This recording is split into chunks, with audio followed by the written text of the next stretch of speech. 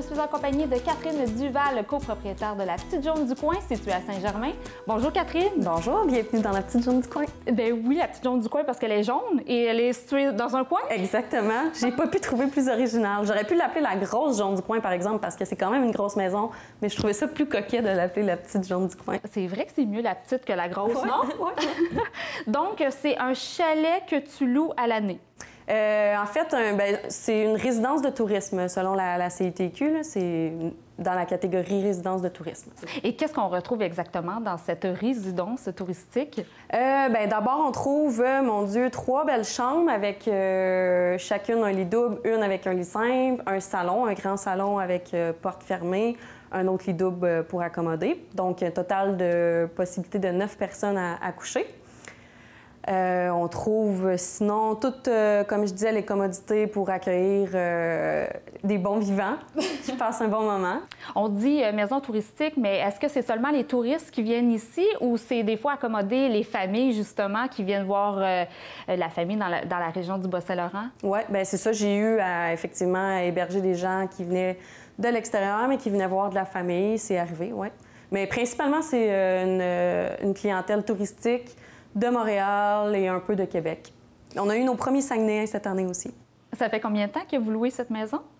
C'est la 2e année. En fait, on a pris possession de la maison en janvier 2014. Pendant l'hiver, on a mis ça à notre goût. J'ai mis ma petite touche de décoration parce que je suis passionnée de décoration. Puis, en juin 2014, on accueillait nos premières personnes. Puis là, c'est ça. C'était le 2e été cette année. Comme je l'ai dit tantôt, c'est situé à Saint-Germain. Qu'est-ce qu'on peut faire aux alentours? Ah, bien, mon Dieu, on est entouré de plein de choses formidables à faire. D'abord, il y a le Sentier des Cabourons, avec une vue imprenable sur le fleuve, la Côte-Nord. C'est merveilleux, c'est super. On invite souvent les gens à faire ça. Toutes les activités que je vais nommer, d'ailleurs. Il y a aussi la plage de Saint-Germain, d'où on bénéficie d'une eau super chaude en été parce que les fonds marins sont hauts. Donc, l'eau, elle vient chaude, chaude, chaude.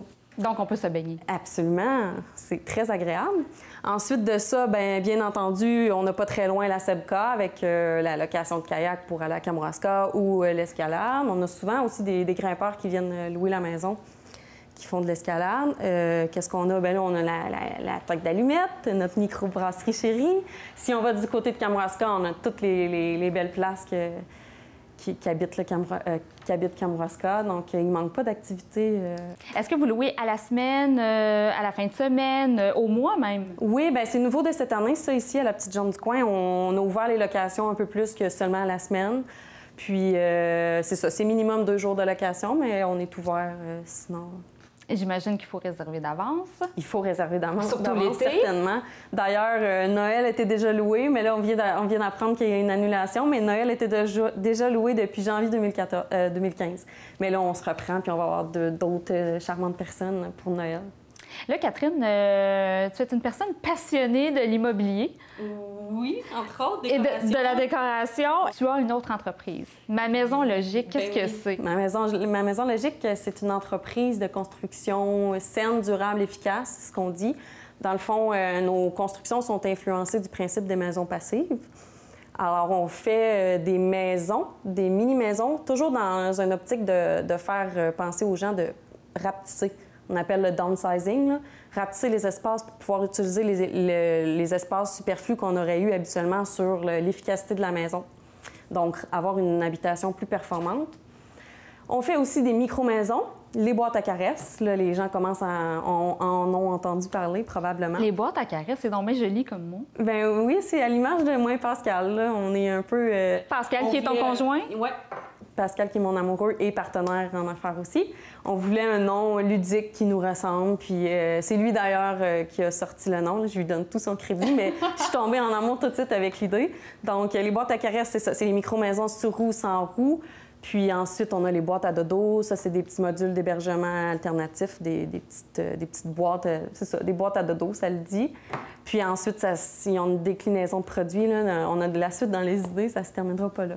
Est-ce qu'on peut penser que tu pourrais louer ces mini-maisons-là à des touristes, par exemple? Absolument. Ça serait un projet futur? Oui, ça fait partie des plans. Je ne sais pas comment ça va se dérouler. Ça verra le jour ou si ça ne le verra pas du tout, là, je ne sais pas, mais ça fait partie peut-être des plans.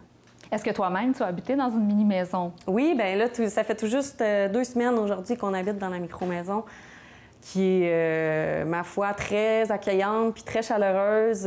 On manque pas d'espace, tout est bien pensé. Fait que on est super bien.